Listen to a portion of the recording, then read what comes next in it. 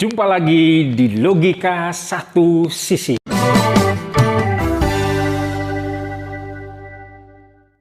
Bagian ketiga dari edisi Merdeka Belajar kali ini, kita akan bernalar dan berbicara tentang mengenal peserta didik. Dewasa ini, ada beberapa fenomena menarik yang dituntut dari para guru terkait pembelajaran yang dilakukannya. Pertama, sejak tahun 2004, aktivitas pembelajaran di Indonesia basisnya adalah kompetensi. Kalau di kurikulum 2004, istilah yang digunakan adalah standar kompetensi dan kompetensi dasar. Lalu di kurikulum 2013, istilah yang digunakan adalah kompetensi inti dan kompetensi dasar. Yang kedua, guru juga dituntut untuk mengembangkan keterampilan pada peserta didik untuk hidup di abad 21 yang kita kenal dengan 4C. Critical thinking atau kemampuan berpikir kritis, creativity thinking atau berpikir kreatif, kemudian kolaboratif, dan komunikasi. Fenomena yang ketiga itu adalah guru juga dituntut untuk mengembangkan kemampuan berpikir tingkat tinggi atau yang biasa kita kenal dengan nama high order thinking skill yang kemudian diakronimkan sebagai HOTS. Semua fenomena tersebut berorientasi pada pengembangan kompetensi peserta didik. Maka menurut hemat saya, kalau basisnya kompetensi, maka pembelajaran harus curah persona, bukan klasikal. Dalam model klasikal, guru masuk ke kelas, menyampaikan materi sesuai dengan durasi waktu yang sudah ditetapkan. Semua siswa mengikuti standar materi yang telah ditetapkan pada suatu tingkat kelas tertentu. Siswa dituntut untuk menyesuaikan diri dengan materi yang ada. Dan hasilnya sudah kita ketahui bersama. Pendidikan kita terseok bila dibandingkan dengan pendidikan di negara-negara lain. Maka kita berubah ke berbasis kompetensi, yaitu kompetensinya peserta didik. Maka kita harus berubah ke arah curah persona. Pada prinsipnya curah persona itu adalah memberi perhatian secara individual kepada peserta didik. Dengan curah persona, guru membantu peserta didik untuk belajar sesuai dengan tingkat kemampuannya.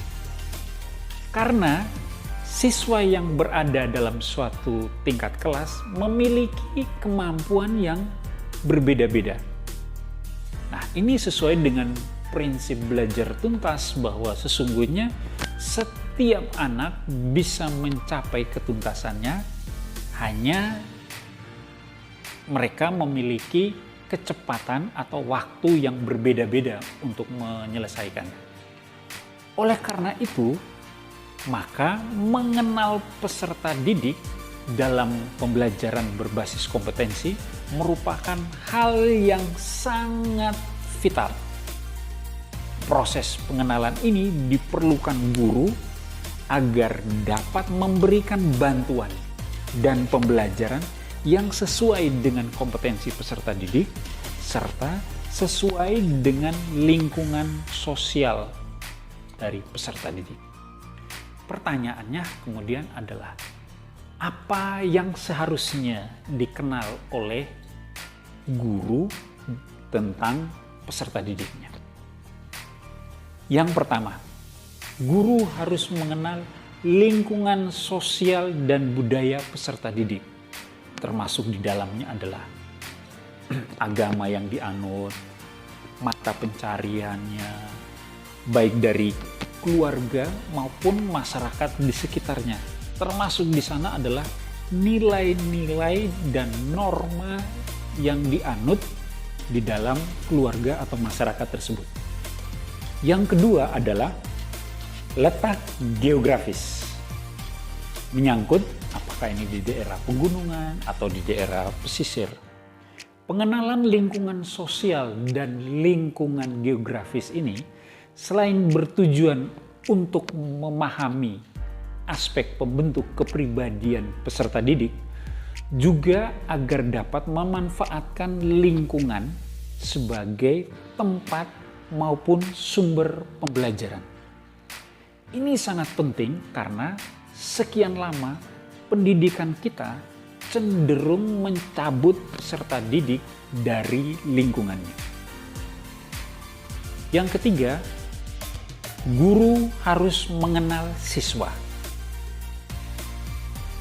Pengenalan akan siswa ini tentu meliputi kapasitas kemampuan, baik di ranah pengetahuan, sikap, maupun keterampilannya, bakat serta minatnya, semangat atau gairahnya, cita-cita, jenjang pendidikan selanjutnya yang akan dipilih oleh mereka. Dan masih banyak lagi terkait dengan individu ini. Ini penting karena siswa itu adalah pusat dan tujuan kegiatan pembelajaran. Dengan mengenalnya, maka kompetensi yang akan dikembangkan pun akan menjadi lebih terarah. Yang keempat adalah teman sepergaulannya. Pentingnya teman sepergaulannya adalah bisa dimanfaatkan atau bisa digunakan oleh guru sebagai sumber motivasi bagi peserta didik tersebut, sekaligus menjadi alternatif solusi penyelesaian masalah belajar yang mungkin akan dihadapi oleh siswa tersebut. Kapan proses pengenalan tersebut dilaksanakan? Idealnya tentu sebelum aktivitas pembelajaran itu dimulai, artinya di awal tahun.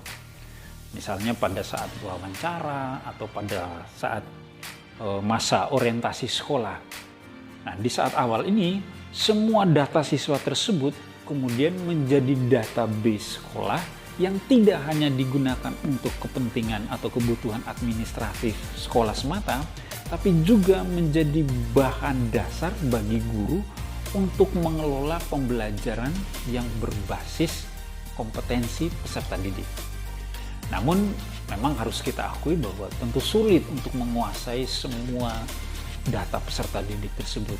Maka dalam proses pembelajarannya, guru bisa secara perlahan-lahan mengenal siswa dari keempat aspek tersebut. Nah, setelah pengenalan tersebut, guru memulai aktivitas pembelajaran dengan spirit dasar adalah melayani peserta didik untuk mencapai kompetensinya, agar peserta didik dapat berkembang menjadi pribadi utuh. Nah, maka setiap hendak melakukan pembelajaran, pertanyaan dasar dan sangat penting yang harus diajukan oleh guru adalah bagaimana pembelajaranku bisa membuat peserta didik mau belajar. Bagaimana pembelajaranku dapat mengembangkan potensi peserta didik agar dia tumbuh menjadi pribadi yang utuh, yang meliputi aspek fisik, pikiran atau mental, emosional atau perasaan, dan hati atau jiwa. Karena itu, saya sangat merekomendasikan kepada para guru dan para orang tua untuk membaca buku ini. The 8 Habits, Melampaui Efektivitas Menggapai keagungan yang ditulis oleh Stephen R. Covey. Mungkin akan di lain kesempatan kita akan berbicara tentang topik ini. Itu adalah beberapa aspek yang sebaiknya dikenal oleh guru sebelum dia memulai aktivitas pembelajaran. Karena itu akan menjadi dasar bagi para guru untuk memberikan bantuan pembelajaran kepada siswa secara lebih terarah. Tentu ini hanya sebuah logika satu sisi. Jadi Anda boleh tidak setuju dengan pandangan ini. Tapi kita semua sepakat bahwa pembelajaran yang bermakna sejatinya ketika peserta didik mengalami kegembiraan dalam belajar, sekaligus mengalami peningkatan kapasitas dirinya secara utuh. Cogito ergo sum. Aku berpikir, maka aku ada. Sampai jumpa.